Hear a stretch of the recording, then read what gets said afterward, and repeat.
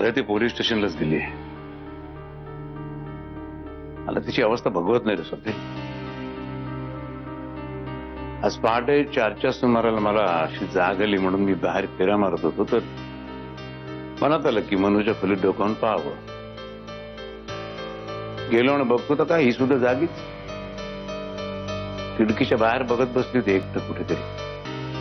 मी तिला हटकलं तशी ती एखाद्या रोबो सारखी बिछाण्यावर जाऊन पडली. पण मला खात्री आहे त्यानंतर सुद्धा ती झोपली नसेलच. शुभ्राचं कसं कसं काहीतरी करते पण स्वतःचे मात्र हाल चालवले तिने. तिचं खूप प्रेम आहे काका सत्यजितवर.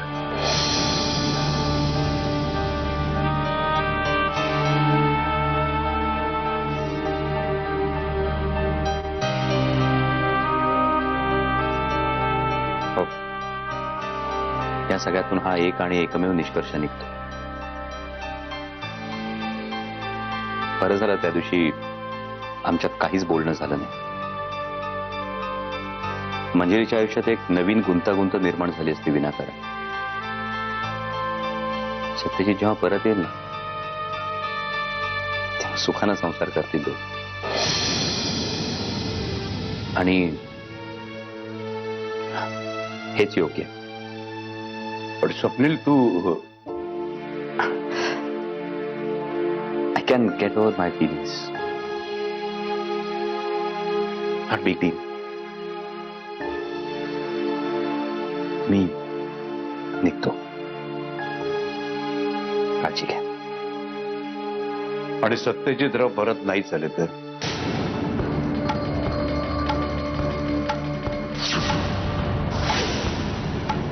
काका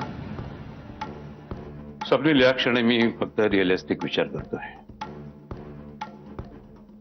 माझी इच्छा आहे की खरंच माझी इच्छा आहे सत्यजितराव सुखरूप असावेत. असा अंत कोणाचाही होऊ नये, कोणाचाही नाही. पण बाप म्हणून माझी तीच अवस्था आहे.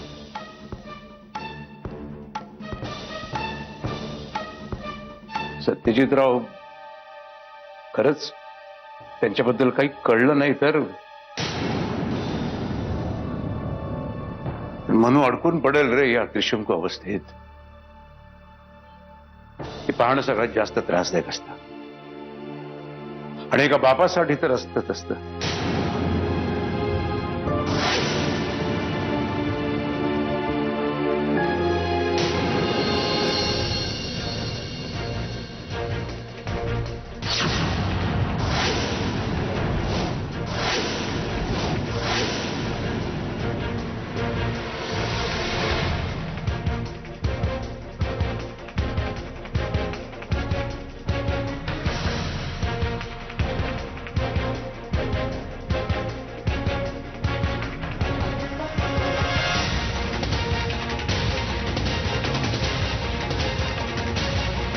वहिनी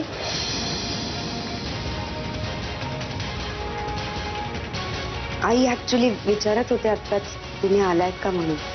ती आली आहे ना इथे.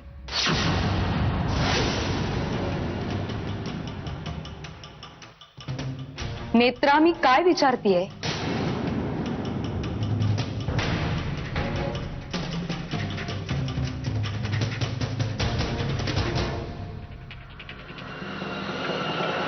वहिनी कुणीही मध्ये पडायची गरज नाहीये. कुणीच नाही.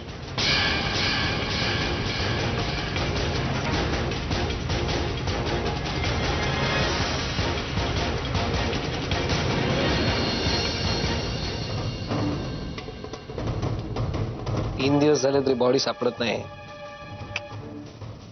माझा नाही विश्वास बसत त्याच्यावर.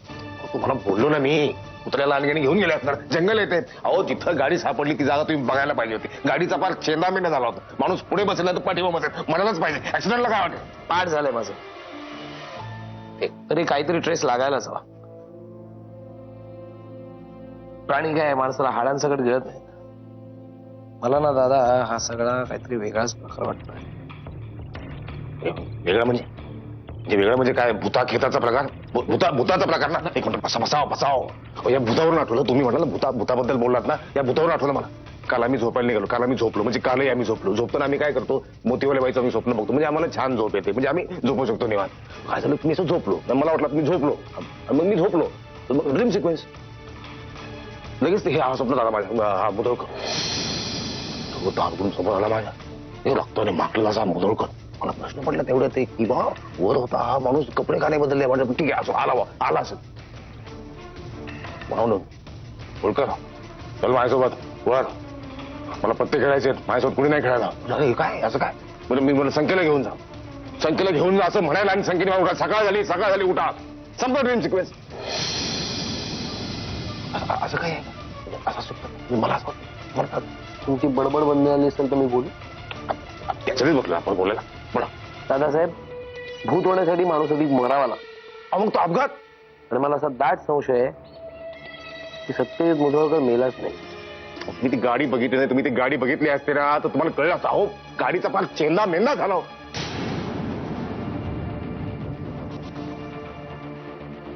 आणि असं का केलं असेल याचा देखील अंदाज येतो मला थोडा त्याला माझ्या बायकोवर मजा मारायची असणार म्हणून अख्ख्या जगासमोर त्यांनी देखाव निर्माण केला की तू मेला नाही म्हणजे माझ्या बायको बरोबर दुसऱ्या एका ठिकाणी जाऊन मजा मारायला हा मोकळा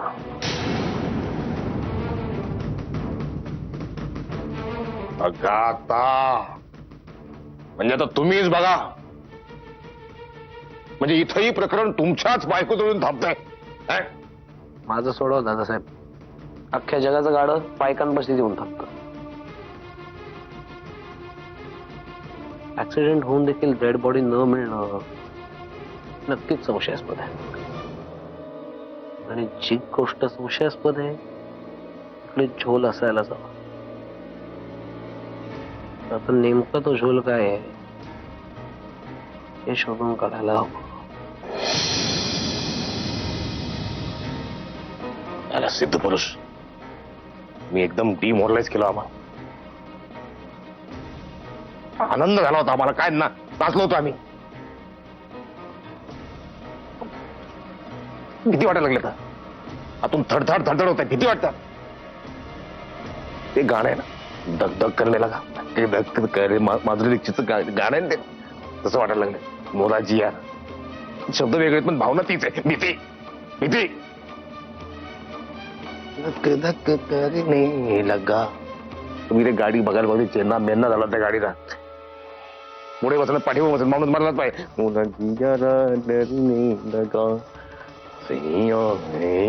एवढा मोठा ऍक्सिडेंट झाल्यावर माणूस जगेल कसा ठीक ठीक ठीक कलिया तोडनो दिल से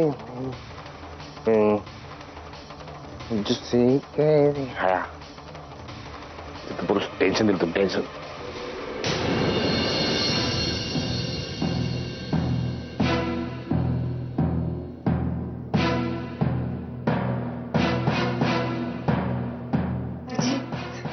आजी प्लीज लवकर चला ना मंजिरी वहिनी आल्यात अहो आणि त्यांना कळलंय की प्रिया इथेच आहे त्या तिच्या खोलीत गेल्यात मला काय वाटतं त्या दोघींमध्ये उगाच बोलाचाली झाली ना तर अजून कलह वाढेल घरातला प्लीज तुम्ही चला ना लवकर प्लीज काय गरज नाही तिथं जायची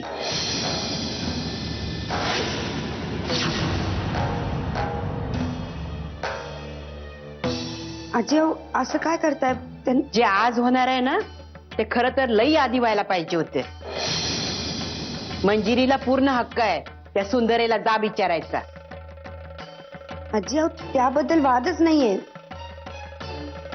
पण तुम्ही प्रियाला नाही ओळखत पण मंजिरीला ओळखते ना काय कधी केव्हा आणि कसं बोलायचं ते मंजिरीला समजा व्यवस्थित समजतं हं?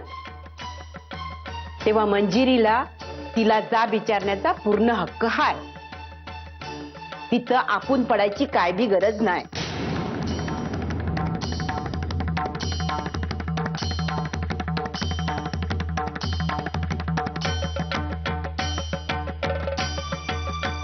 ये डाळ निवडून दे जरा.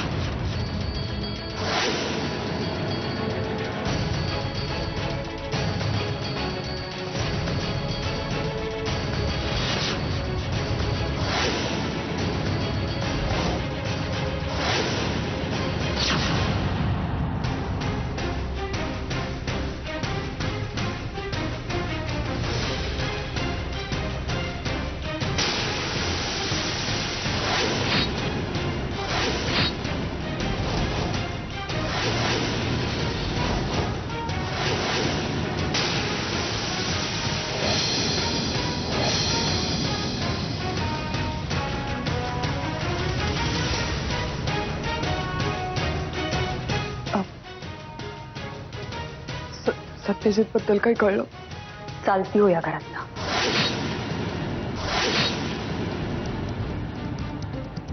मी तुला काहीतरी विचारते.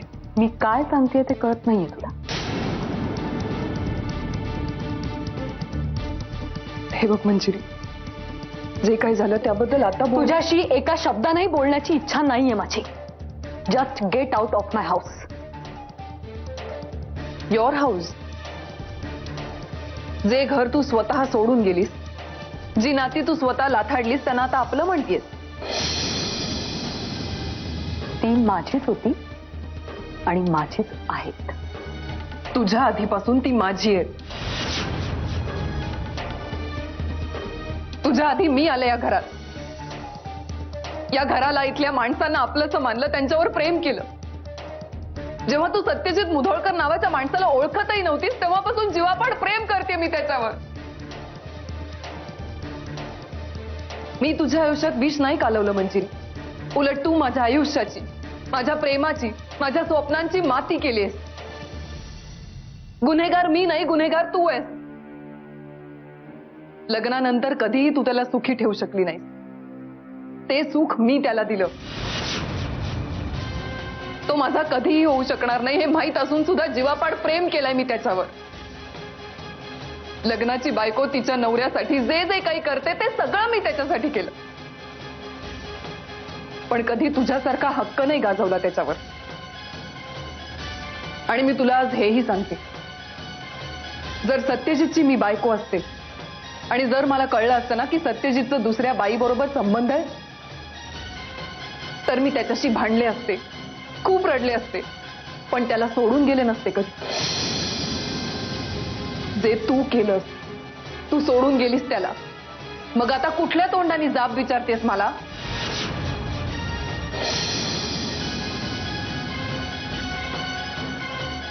तुझ्याशी बोलायचं नाही असं ठरवलं होतं मी.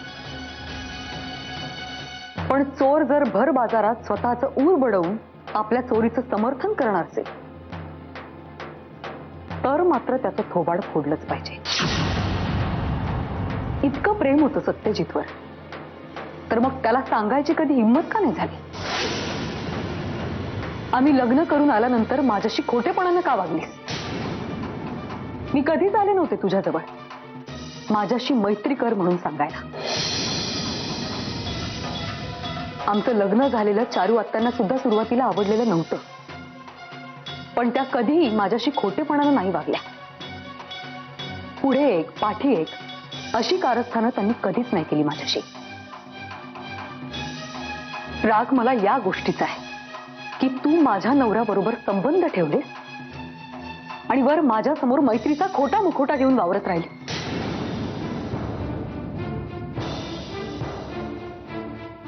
प्रेम करणं ही चूक नाहीये, पण विश्वासघात हा खूप मोठा गुन्हा आहे जो तू केला.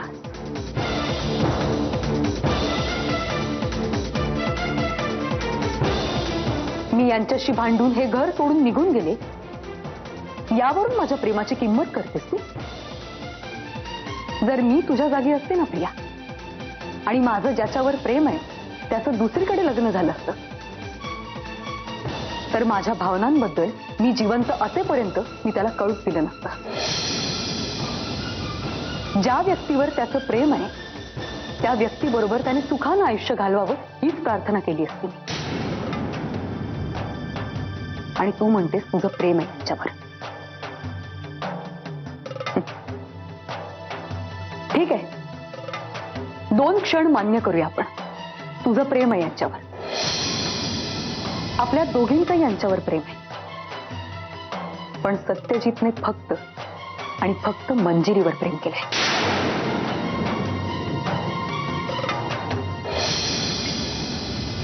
आणि त्याच अधिकारानं तुला सांगते, सत्यजित आणि मंजिरीच्या घरातनं ताबडतोब चालतं व्हायचं.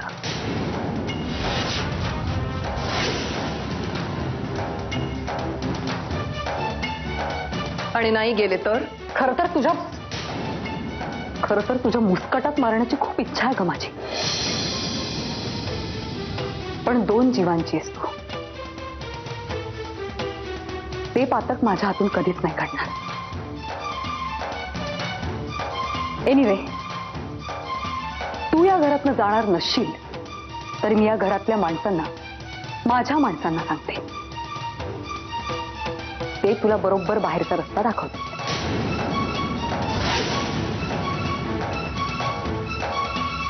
शालिनी मावशीबद्दल बोलत असशील तर माझी खात्री आहे ती असं काहीही करणार नाही.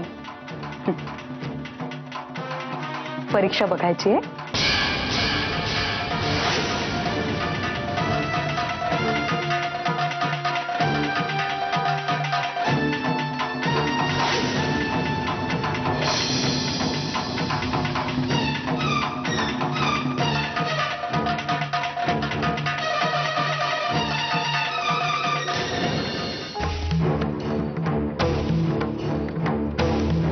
सासूबाई, अहो काय केलं तुम्ही हे? तुम्हाला माहितीये प्रिया तिच्या रूम मध्ये आहे. तुम्ही मंजिरीला तिथे का जाऊ दिलं? मग मी काय करायला पाहिजे होते? तिला अडवायला पाहिजे होते? प्रियाला जा विचारणं ह्यो तिचा हक आहे. अहो पण हे सगळं करायची वेळ आहे का? मावशी मावशी आता तूच सांग मी काय करू. मावशी मला मान्य आहे माझ्याकडनं चूक झाली. चूक नाही, पाप घडलंय. अगं पण हे सगळं उकरून काढायची ही वेळ आहे का? आता आपल्याला सत्यजित कुठं आहे, तो कुठल्या अवस्थेत आहे, तो परत कधी येईल याचा विचार करायला हवा की? अजूनही खोटारडेपणाच करतेस तू. तुझ्याशी कुणीही कुठलाही वाद घालायला आलेलं नव्हतं.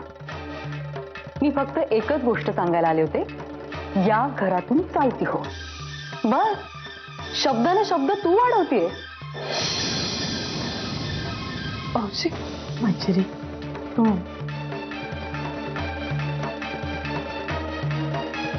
तुम्ही मला या घरात सून म्हणून आणलत की नाही? मी हे घर सोडून निघून गेल्यानंतर तुम्ही एकदा नाही अनेकदा मला म्हणालात की मंजिरी घरी परत चल, आपल्या घरी परत चल. म्हणालात की नाही? हो. मग तरी सुद्धा ही बाई मला असं का सांगते की माझा या घरावर काहीच हक्क नाही?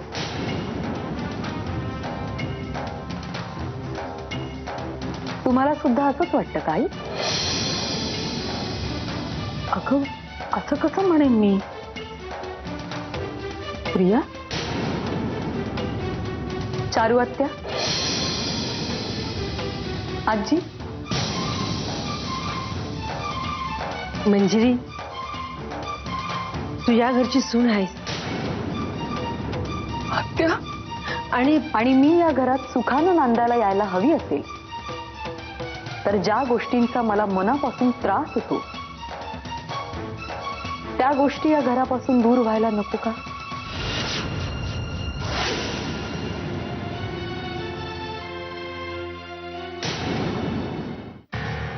पण मावशी हिच्या आधीपासून मी राहते या घरात. आई, या घरची सून या नात्याने मी तुम्हाला सांगते, ही बाई मला या घरात पुन्हा दिसता कामा नये.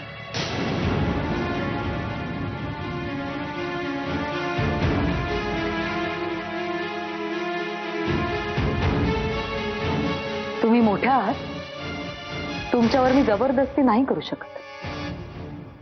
पण ज्या बाईमुळे माझा संसार उद्ध्वस्त झाला, त्या बाईला या घराच्या दारावर पुन्हा उभं केलं जाऊ नये ही अपेक्षा करण्यात काही गैर आहे असं नाही वाटत मला.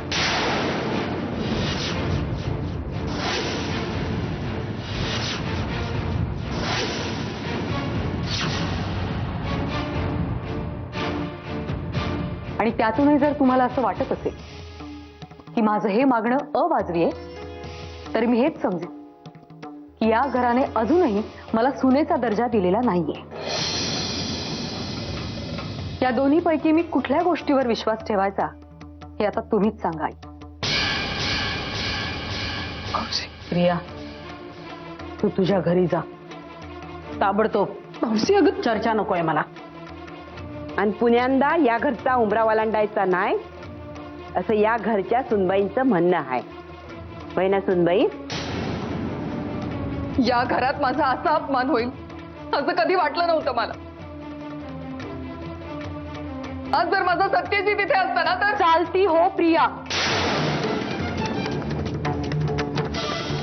पुन्हा जर त्यांचं नाव तोंडून काढलंच ना, तर तशी हाताला धरून बाहेर काढी जशी यांनी तुला हाकलली होती.